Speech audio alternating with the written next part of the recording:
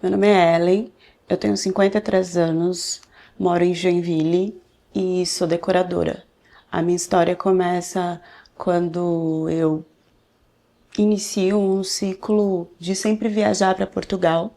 Eu conheço uma amiga lá e aí todo ano eu sempre fico com muita saudade dela e vou para lá visitar.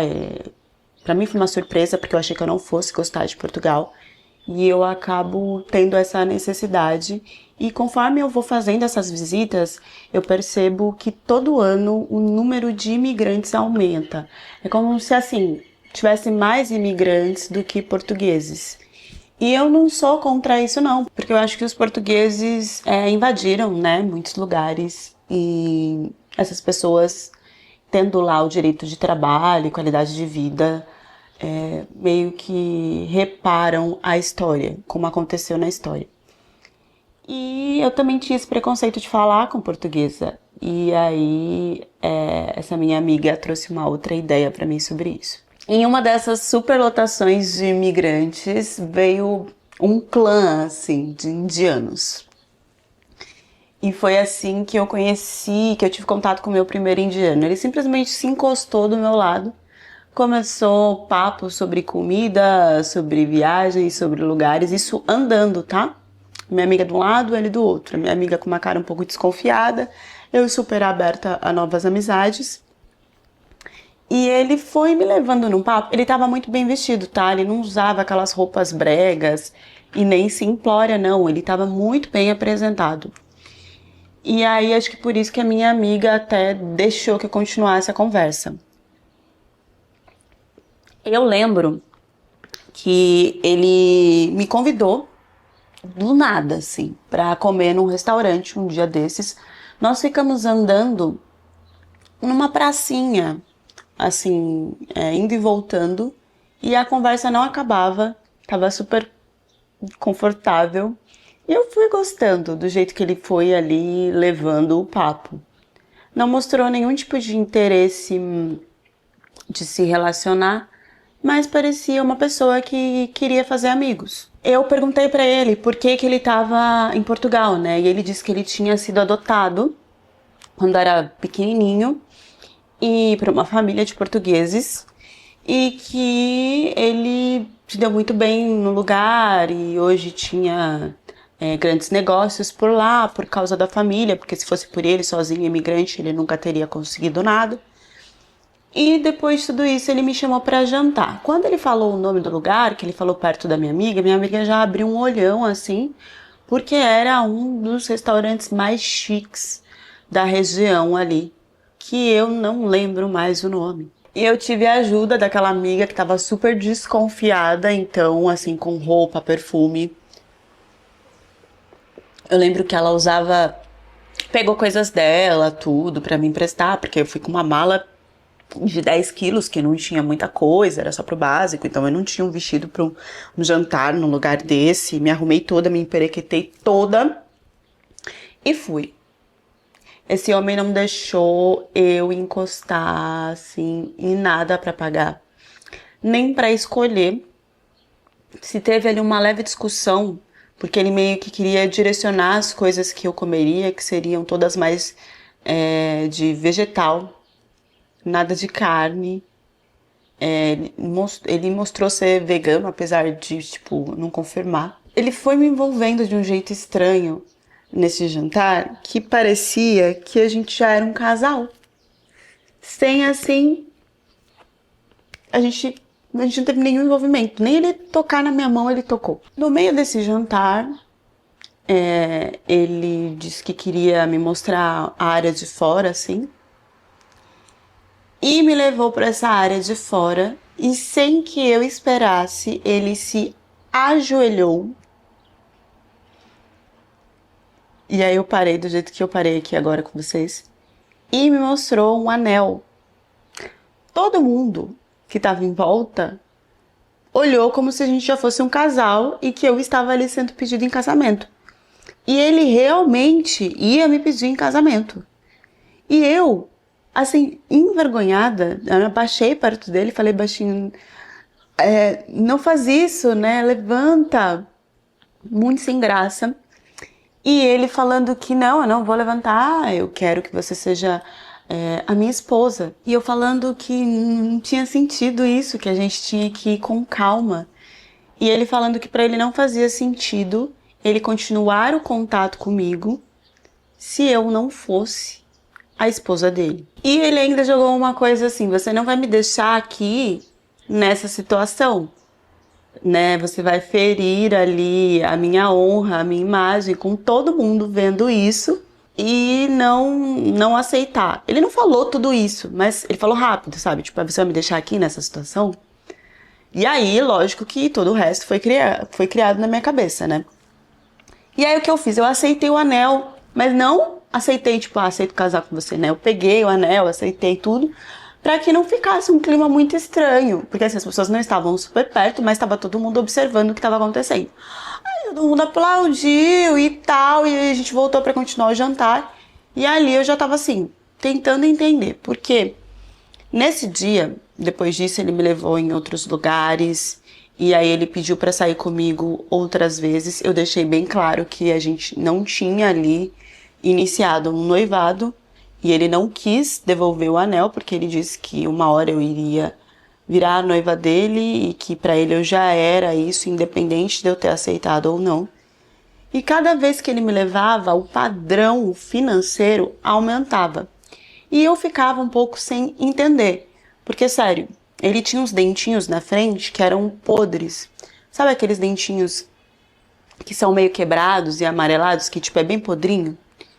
E aí eu olhava para aquilo e falava, tem alguma coisa errada, porque o padrão financeiro dele era maravilhoso. E por que ele não cuidava dos dentes? E em uma dessas saídas eu questionei ele se ele tinha medo de dentista e tal. Fiquei com medo de ser um pouco direta, mas falei. E aí ele falou que era cultural. Que se tinha um tempo que você deixava o dente ficar dessa forma, para depois colocar como se fosse prótese, mas era de ouro. Que ele tinha essa ideia, sabe, dos gangsters que usam esses dentes de ouro.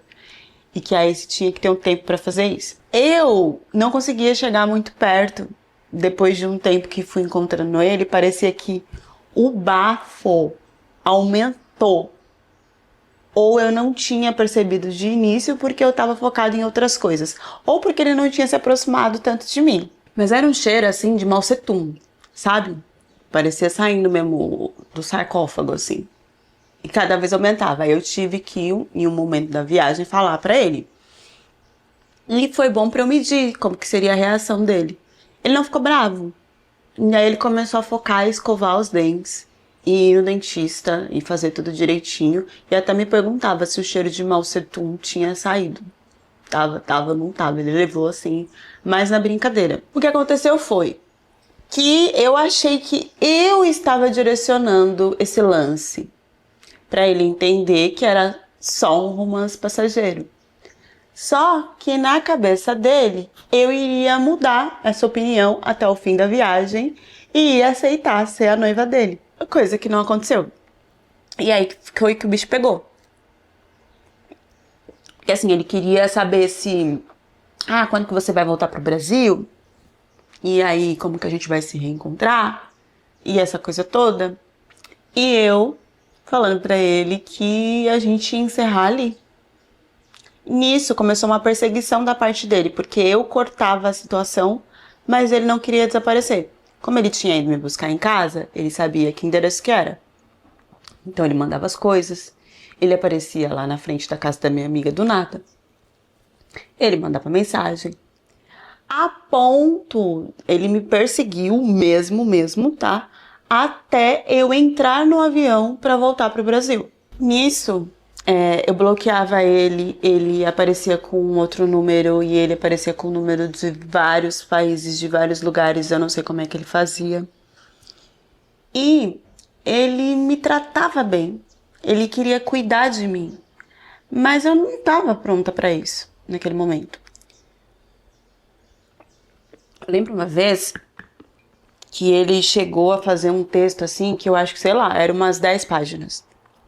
Se explicando, porque ele queria que eu entendesse o quanto que ele gostava de mim. E o quanto que era necessário a gente ficar junto. E eu realmente não tinha nada disso na minha cabeça. E aí o meu medo foi que ele começou a descrever, tipo assim, sem eu postar nada, tipo, ah, hoje você foi jantar, né? Ah, restaurante legal hoje que você foi. E aí eu ficava assim, porque eu não tinha contado nada pra ele. Então dava a entender que ele tinha informantes, eu não sei como, perto de mim, e que ele sabia todos os passos ali que estavam sendo dados. Eu fiquei com muito medo e aí eu falei pra ele que se ele não parasse com isso, sendo brincadeira ou não, ou sei lá, de repente pegando informação com a minha amiga ou alguma outra pessoa, eu não sei. Que ele parasse, porque senão eu ia na polícia e eu ia denunciar e que era melhor ele desistir. E aí, ele chegou e ele que me bloqueou, que cortou tudo assim do nada. Ele entendeu do nada uma coisa que demorou uns 3, 4 meses. E quando eu falo perseguição, é perseguição pesada mesmo. E ele não me dava dicas de como ele tinha as informações sobre mim, sabe? Até de falar a cor da minha roupa, sendo que a gente não tinha feito chamado de vídeo, que eu não tinha postado nada na internet.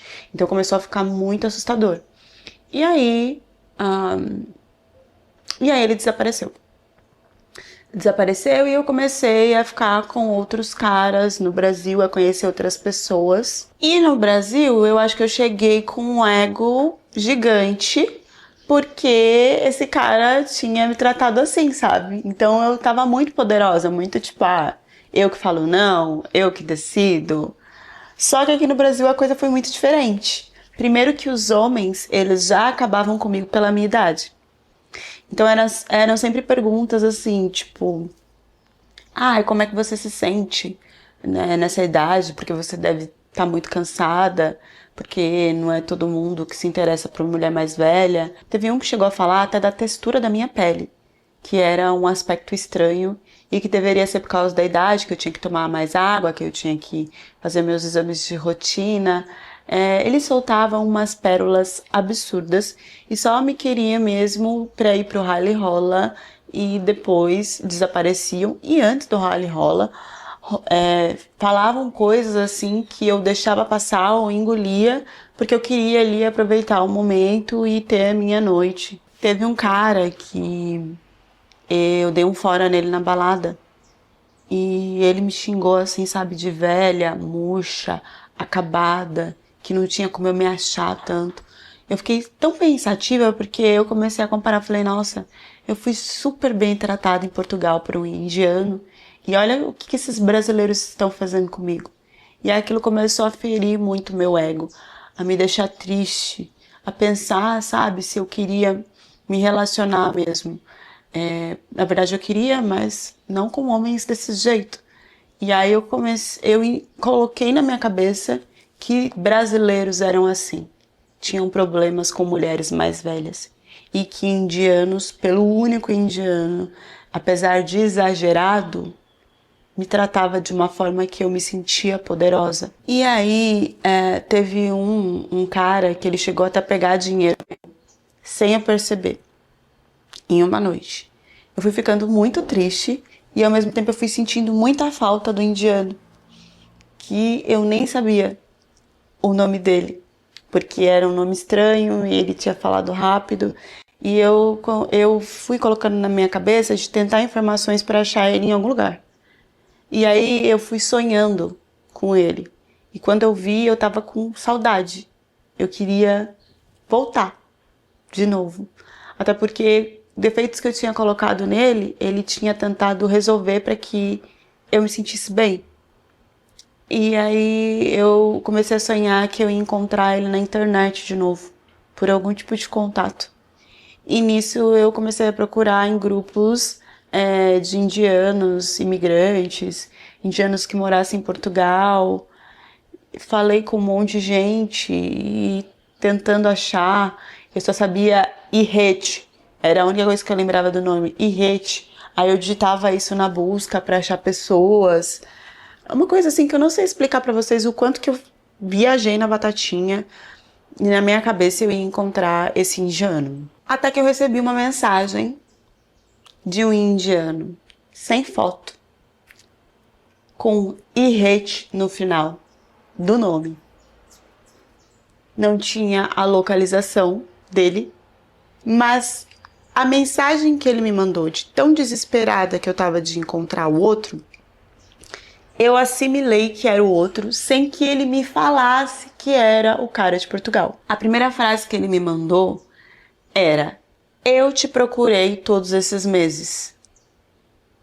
Isso era uma tentativa de declaração, mas para mim era um indiano de Portugal falando que estava me procurando por todos esses meses. Até porque ele mandou essa frase com o meu nome inteiro. Eu não tinha meu nome inteiro na rede social e o único que sabia o meu nome inteiro era esse indiano de Portugal. Então eu assimilei que ele tinha me achado. E aí eu respondi para ele: até que enfim eu te encontrei.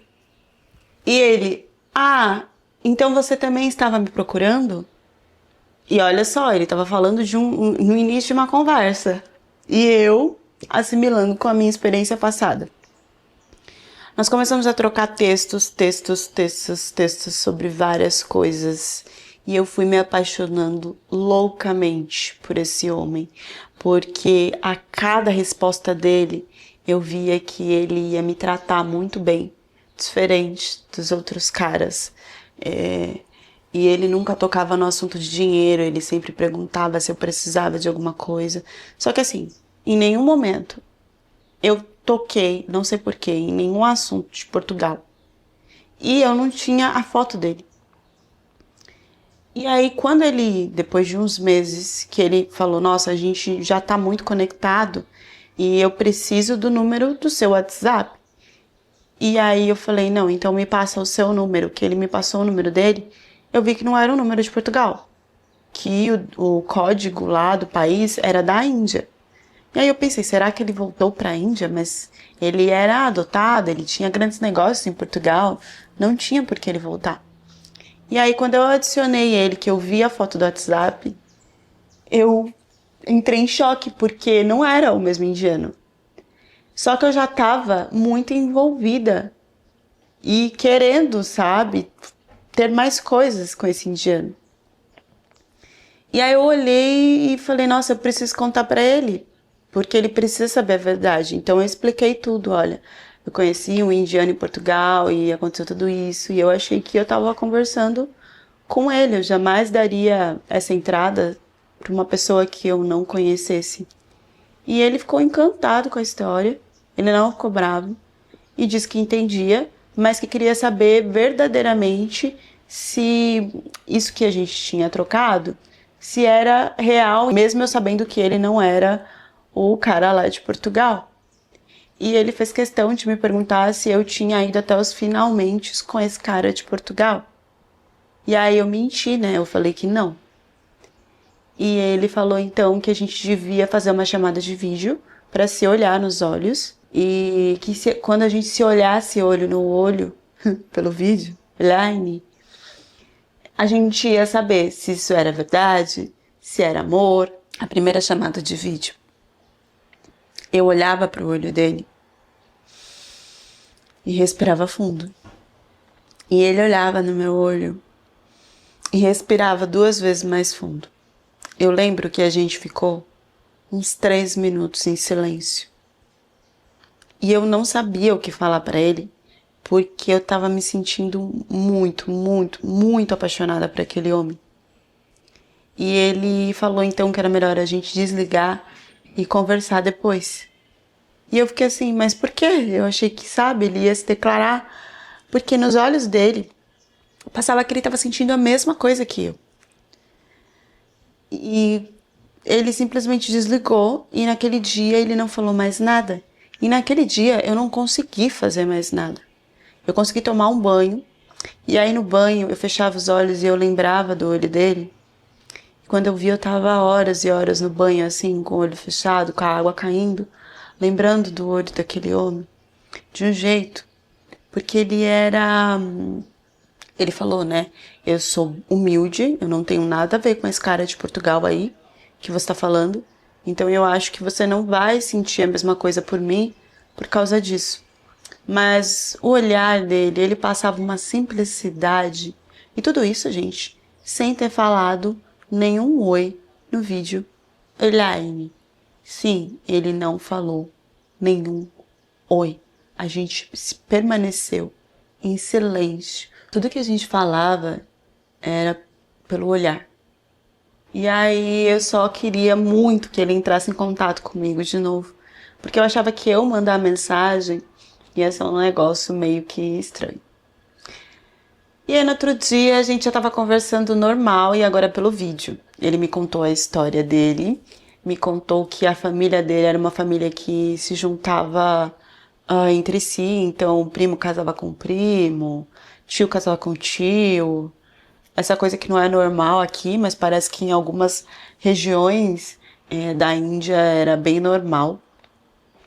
E conforme foi se aprofundando, eu falei para ele que eu gostava muito de viajar e que eu só tinha ido para Portugal e que talvez seria legal eu ir para a Índia para conhecer ele. Quando eu falei isso, ele engoliu assim seco e não respondeu e mudou de assunto. E aí eu fui de novo falando sobre e ele mudando de assunto. E eu insistindo.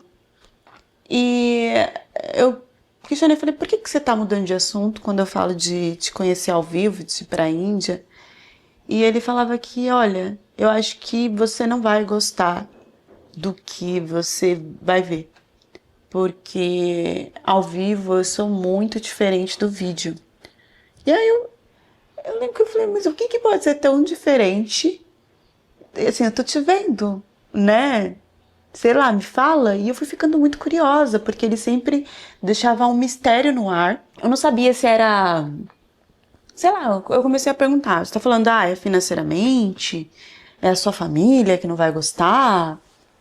E ele falava que não era nada disso e que quando ele se sentisse seguro, então ele iria me contar.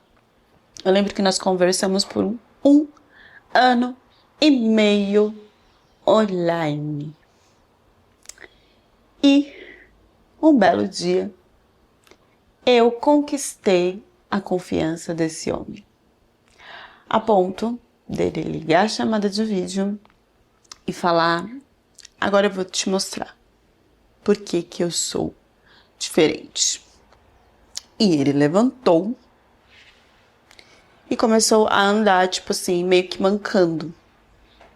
Então o que ele tinha pra me mostrar é que ele era manco. Era só isso. E, gente, não era nada demais, assim. Não era uma coisa desproporcional. Era uma coisa que não me incomodava, sabe? E eu falei, nossa, é só isso. Esse tempo todo, esse mistério todo. É por causa disso. Pra mim não tem problema nenhum. Quando eu falei, para mim não tem problema nenhum, ele chorava. Chorava que eu não conseguia parar. Ele, de jeito nenhum. Ele achou melhor desligar e disse que isso era um problema que ele tinha porque a mãe dele era prima do pai dele e que na Índia era normal, que como eles não tinham condição financeira, então eles não correram atrás de uma coisa que poderia ser corrigido quando ele era pequeno. E que agora, né, ele correndo atrás e trabalhando, estudando e vendo que ele poderia ter corrigido isso antes, ele se sente muito culpado e também culpava a mãe e o pai, que eles sempre brigavam por essa questão, porque ele se sentia inseguro, fraco, fisicamente falando, por causa disso. E eu vou ser sincera com vocês, esse homem me mostrou que ele era de uma região super humilde, que era um lugar que fedia no vídeo. Ele me mostrando no vídeo, eu senti o cheiro. Sabe aquele vídeo que tem cheiro? Então, ele não mentiu sobre nada. Ele deixou muito claro que ele era um pé rapado, que fazia aquelas fotos agachadas no meio do mato, né? Com aquelas armas, aquelas coisas, aquela coisa meio ignorante. Mas que batalhava muito para sair dessa região do interior e ir para a área urbana. Em nenhum momento esse homem me enganou, eu achei que não. Pelo menos sobre o modo de vida dele. E eu queria, mesmo assim, conhecer. Ele disse que não seria possível na região dele, que a família dele não ia aceitar, que eu não iria aguentar ficar lá, né? Por causa do modo de vida deles, aquela coisa de buscar água e de não ter banho sempre, e também da higiene que não era boa, e da condição financeira. Ele falou várias coisas. Deu mesmo que vacinada, talvez poder pegar algum tipo de virose, algum tipo de doença. Ele deixou escancarado para mim que ele morava na parte ruim da Índia e que isso não daria certo. Ele foi tão sincero que me fez querer batalhar para que eu encontrasse ele num lugar mais confortável. E eu podia dar isso para ele. Então, eu falei, olha, a gente não precisa se encontrar aí, eu posso alugar um hotel, mais barato, mas numa parte melhor da Índia. E você pode ir até lá, você pode me encontrar, sua família deixa, como que vai ser tudo. E ele ficou assim assustado porque disse que nenhuma mulher ofereceria isso para ele e que ele também não se sentiria bem pela questão do homem ter que ser provedor, do homem ter que cuidar de tudo. Mas aos poucos, conversando, eu fui conquistando ele, até porque, mesmo que ele falasse que não ia querer, se eu fizesse tudo e falasse, olha, eu tô aqui na Índia, vem aqui me ver, vocês acham que ele não iria? E foi isso que aconteceu. Eu fiz uma viagem surpresa. Eu fui até a Índia, preparei tudo, conversando com ele como se eu estivesse no Brasil.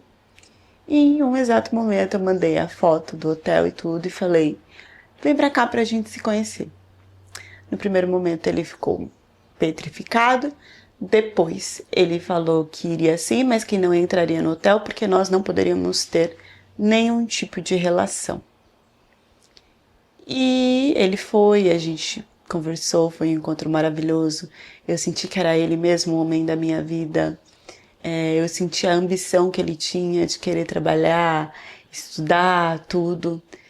E depois de um tempo eu cheguei e falei que então eu queria conhecer a região dele, mesmo com todos esses problemas.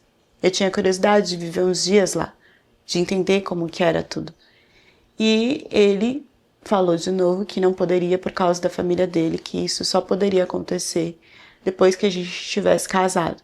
E que talvez a família dele não iria me aceitar por saber que eu era de uma condição melhor, então que ele seria dominado por mim, né? Porque eu que teria o dinheiro maior da relação.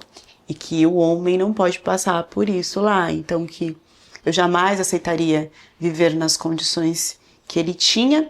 Então eu era como se fosse assim, por eu ser muito para ele, isso não daria certo, porque é o homem que tem que ser maior que a mulher financeiramente e em outras questões na relação. Quando eu então falei para ele se a gente podia ir para alguma região perto, então assim, ele negava tudo. E aí nós vivemos momentos maravilhosos sem nenhum tipo de contato. E eu voltei para o Brasil. Só que dessa vez eu não voltei para o Brasil como se fosse uma aventura. Eu voltei mais apaixonada, com mais saudade, querendo muito ele a todo momento. E ele também. E aí quando eu voltei, ele percebeu que tinha feito uma burrada, assim, no sentido de que ele queria ficar comigo. Mas o ego, o orgulho e essa coisa dele achar que eu não ia aceitar viver no padrão de vida que ele tinha, acabou que ele foi se distanciando de mim nas nossas conversas online. A coisa foi ficando confusa porque eu não aguentava ficar sozinha no Brasil, ele não aguentava ficar sozinho na Índia e eu ia dando opções e ele não aceitava nenhuma delas. Ele não aceitava que fosse ficar numa região melhor comigo na Índia. Ele não aceitava eu ir para lá para casar com ele e depois ele voltar e ficar comigo no Brasil. Ele queria fazer como a família dele queria, que era achar alguém que vivesse com aquele pouco que ele tinha para dar. E era isso, se ele crescesse, aí tudo bem, mas tinha que ser por ele. E isso foi martelando tanto na minha cabeça, a ponto de eu achar que eu ia aguentar ir pra lá, casar, largar minhas coisas, largar meu crescimento profissional, meu dinheiro, tudo. Viver feliz com ele nessa condição simples, de interior, de não muita modernidade, Eu não sei aonde que eu enfiei a minha cabeça, sendo bem sincero pra vocês. Mas foi isso. Eu, com a cara na coragem, fui pra Índia e falei pra ele que aceitaria viver com a forma que ele tinha pra me dar. Nisso a gente se casou e começou essa vida precária, que no início que eu fui, eu achei que eu poderia aguentar. Mas, sendo bem sincero, eu sabia que eu não iria aguentar nem um dia, que todos os dias seriam assim. Não consigo nem explicar pra vocês. E foi assim que aconteceu. O pior não era essa condição. O pior foi depois do casamento, na lua de mel, quando ele finalmente resolveu me mostrar o que ele escondia e que ele nunca disse. O que acontece é que ele esperou que essa lua de mel fosse depois de alguns dias do casamento, onde o casamento já estava consumado e eu não poderia reverter, né, voltar atrás. Porque quando esse homem baixou a roupa, ele não tinha os órgãos ali para se ter relação. Mas não, ele não tinha nem o feminino e nem o masculino. Ele não tinha nada. Eu olhei aquilo, eu não sabia o que falar. Ele não sabia o que falar. Não deu ali para continuar nada, né? E aí eu perguntei para ele por que que ele aceitava essa condição. Porque tinha cirurgia, tinha tudo que poderia ser feito para ele resolver aquilo. Eu amava tanto esse homem que eu sempre via só a solução. Eu nem via a parte de você não me contou. Não, vamos resolver. Tem cirurgia, né? Você pode escolher qual que tu vai colocar, como é que vai ser. Já que você é um homem, vai fazer ali, né? O membro do homem. E ele me falou que por toda a vida ele sabia que tinha cirurgia, mas a família não tinha condição. E ele não sabia como resolver isso, que ele se virava de outra forma. E eu fiquei sem entender se virar de outra forma. Mas depois que eu vi aquela condição dele, eu falei pra ele que eu só continuaria se nós fôssemos para uma região melhor e se nós cuidássemos disso. Porque não teria como eu ficar com uma pessoa que eu não pudesse ter a parte carnal da coisa. Que eu não estava pronta para isso, mesmo que amando muito ele. E aí, aos poucos, ele foi concordando em sair daquela região que eu não ia aguentar nem uma semana. A família foi contra, disseram que iriam nos perseguir, que eu era a brasileira que tinha feito a cabeça dele errado, que eu tinha que aceitar já que eu amava ele. Mas eu consegui que nós fôssemos então para uma região mais urbana.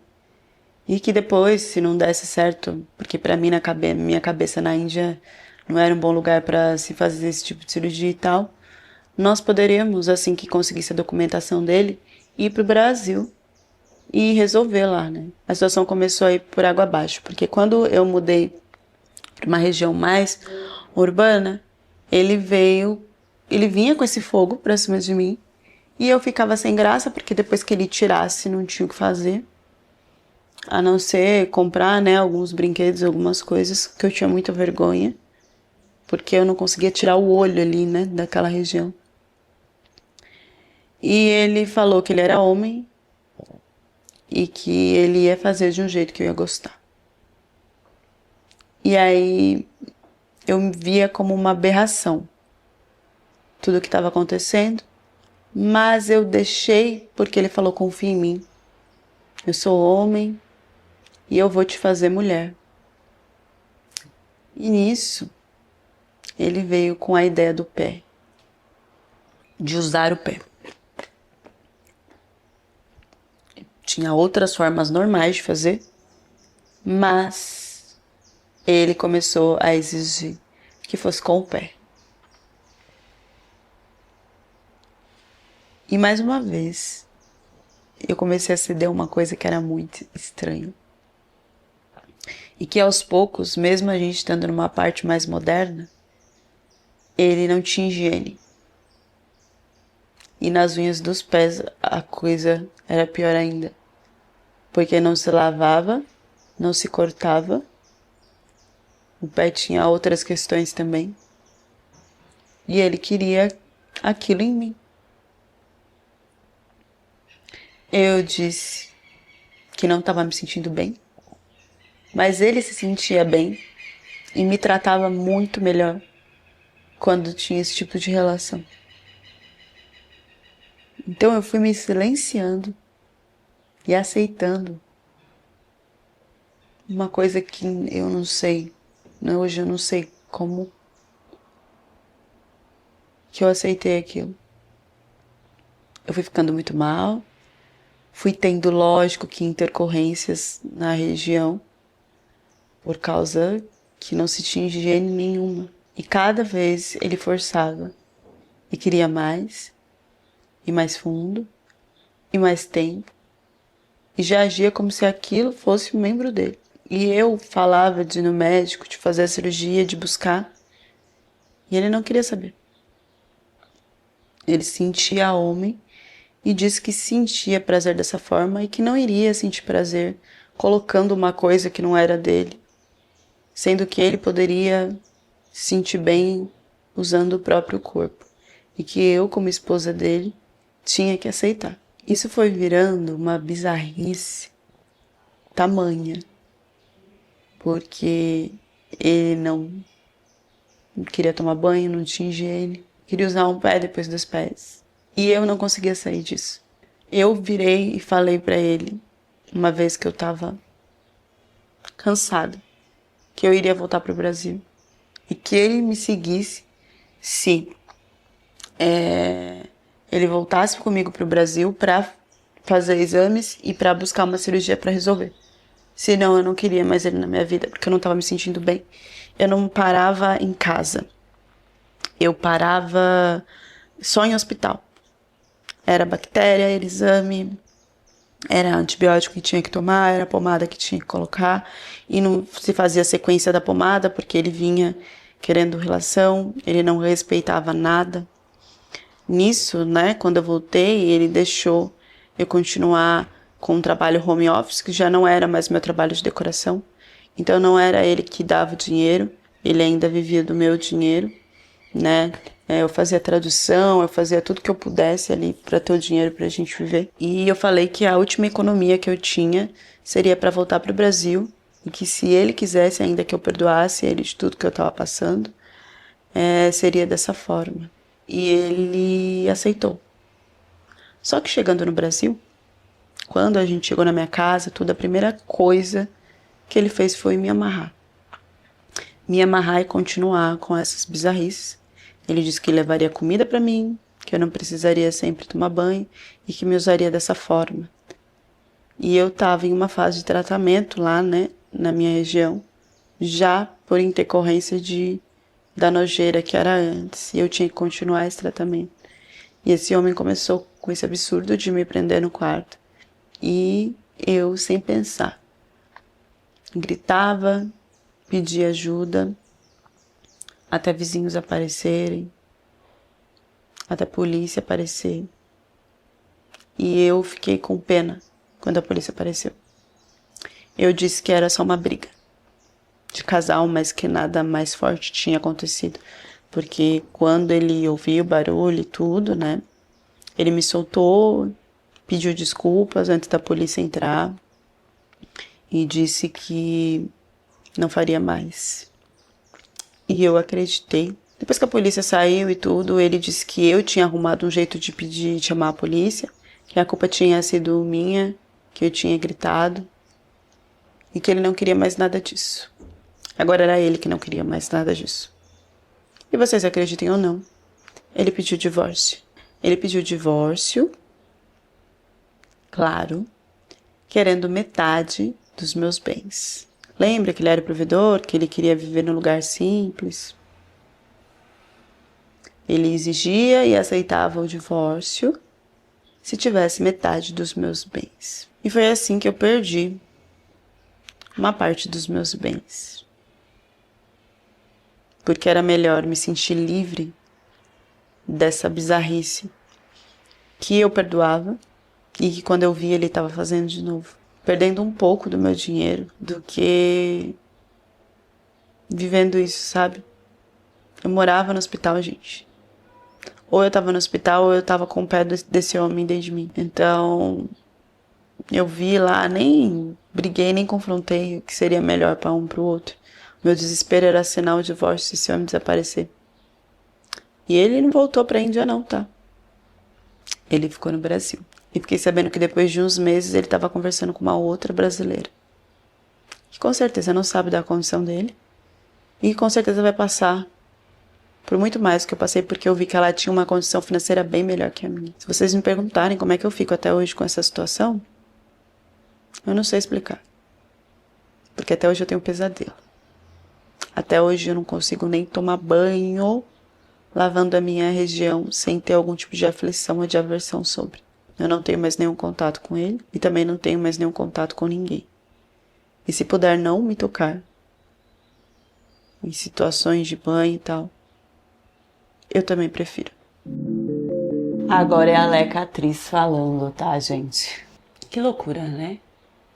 Essa mulher, ela entrou numa loucura de querer um indiano por não ser bem tratada por outros homens. E aí ela entrou na própria ilusão de se fazer tudo para ter isso, independente do que fosse, de até aceitar situações que eu não consigo imaginar.